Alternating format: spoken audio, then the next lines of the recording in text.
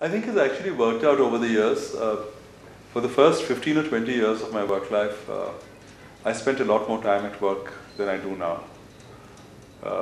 My time management has become a lot better. And I remember two very interesting leaders, business leaders, who gave me in different words pretty much the same advice. Dhirubhai Ambani and Mr. Aditya Birla. And you know, I was young, impressionable, and they asked me, what time do you go to work? So I said, 8 o'clock. What time do you come back from work? So I said, 8 o'clock. And I felt very proud saying that, you know, I got long working hours.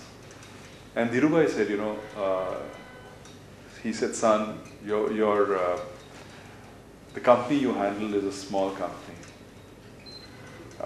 The company I handle is multiple times of the company that you handle. I go to work at 10 and I leave by 4. And I know every single detail that happens at my company. You're obviously spending the wrong kind of time with the wrong kind of detail. And almost something similar was told to me about 15 days later by Aditya Birla. And he asked me the same question. And I told him with equal pride that, you know, these are my working hours and whatever. And he says, listen, I leave home at 10 and I'm back by 5. I work in the mornings at home, I work in the evenings at home. But he says, you have to learn to manage your time well. And you have to learn to focus on the right things. And I think that's left a very, very significant impression on me. And I try to follow that. And I think now I'm learning to manage my time much better. Though today was an example of awful time management. So in fact, you were told that you were poised to leave to Bangalore and we held you back.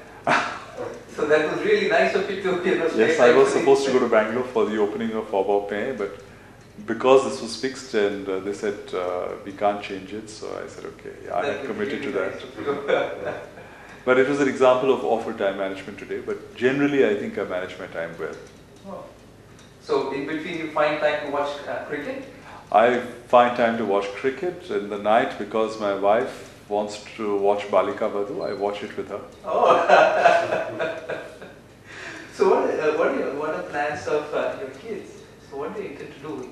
Do they intend to join business? My daughter is graduated from the University of Pennsylvania a couple of years ago.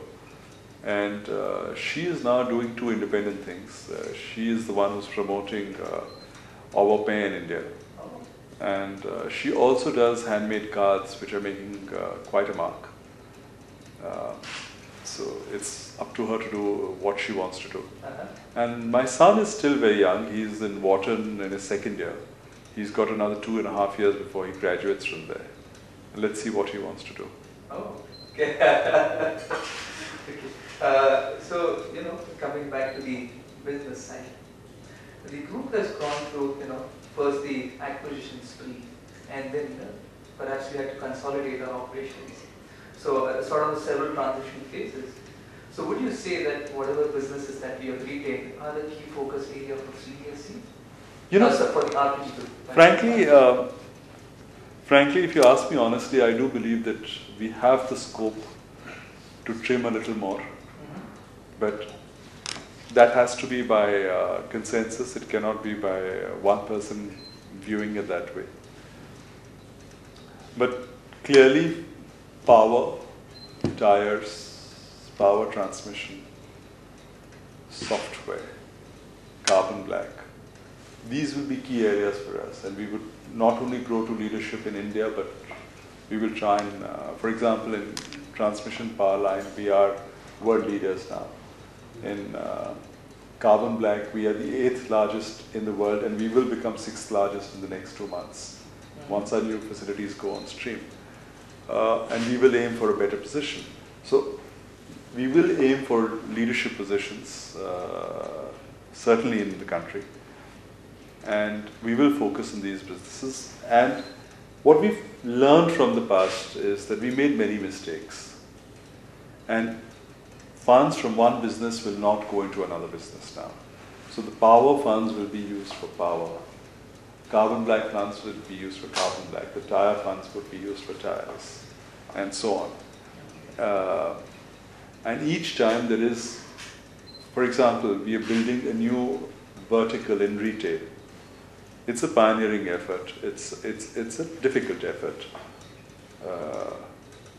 It's a challenge, but we do believe we are on top of that challenge. And over the years, we will be able to build a legacy that will be fantastic. So there will be one or two such conscious, calculated, researched, well thought out moves. But fundamentally, we will stick to the core. Yeah. So when you talk about the businesses, which is the business, or retail is your brainchild, but leave aside retail for a while, which is the other business which is closer to your heart? You know what's driving me most and what's giving me the greatest adrenaline at this point in time is power. There are so many opportunities and there's so many variants and there are so many challenges. For a while it had become a little boring, but it's again exciting me a lot. Oh, okay. So you think there's a lot of noise which is being made about merchant power and so on and so forth. How sustainable is that? I am not sure whether merchant power tariffs at this level are sustainable for a medium term even. But our planning is all done on not this kind of tariffs, but significantly more modest tariffs. Okay. If we get these tariffs, of course, we'll be delighted. But when you plan for a project, you cannot plan on the basis of the moon and then not get it. True, true. Now coming to retail, which is being your brainchild and your initiative within the group, what are your plans to turn around? How do you see the business, say 3 years from now? And then, any eventual plans to dilute equity there? Yes, I'll just take it one by one. Sure. As far as retail is concerned, what we've achieved over the last 1 year is actually shaved off about 100 crores of cost annually, which is very significant, one.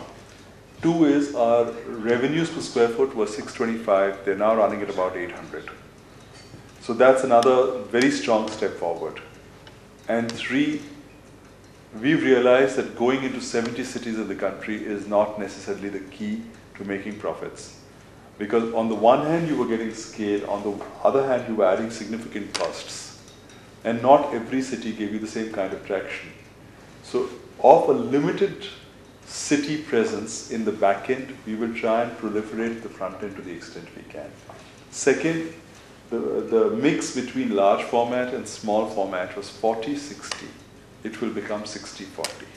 Oh, the exact reverse. Yeah, the effort of managing a 5,000 square feet store is the same as managing a 50,000 square feet store.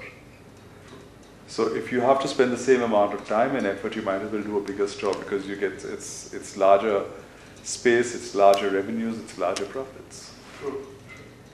So can we say that Spencer's would be turning around completely, say by 2011 in, or? It's very difficult to forecast in precise time, but yes, give another 12 months, and I certainly expect the company to get to a store level profit, and thereafter bit by bit to a profit at the eventual level. I think it's a factor of cost, it's a factor of scale, it's also a factor of the of reality prices in India. And in the past, you've had 10 retailers going to the landlord chasing for the same property. So properties that were worth 30 bucks actually went for 50. Sanity has come back, but it's not completely sane yet. Oh, okay. Yeah, it's reduced, but it's still not back to really achievable levels. I see. And that can only happen if A, there are more malls that are being developed, and B, less players chasing the landlords. True. Both of which is happening.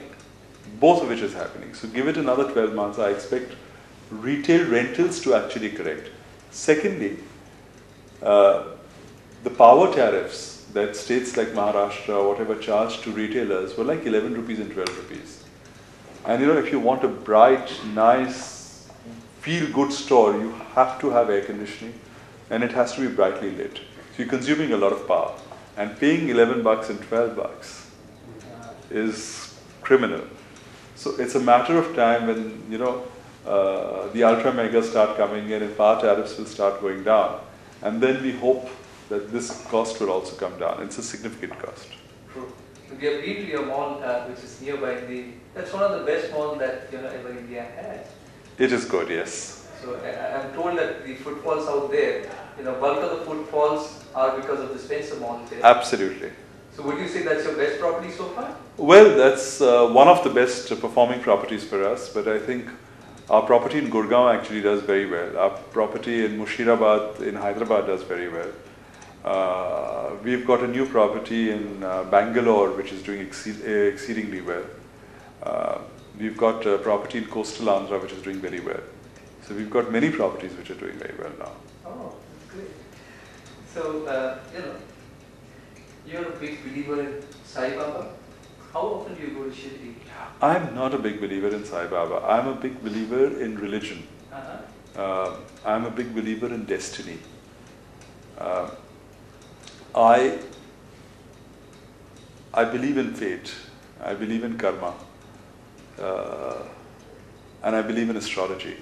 Oh, you do? Yes, I do. I know it's not the fashionable thing to say, but I do. Oh, okay. And to me, religion is about being good to people, and it's also about doing prayers. And so, as a matter of habit now and faith, I do prayers in the morning and at night, and very often in the car when I'm traveling. Yeah. And I find that with age, this thing is increasing. I don't know whether it's what to attribute this to, whether it's greater faith in the Almighty, or it's a lack of confidence in myself. I don't know what. I would disagree. Most of us would disagree on the second part. But it's happening, and I think I'm enjoying religion a lot more than I was before. Okay. So, have you read the Gita? Well, I've read a translation of the Gita.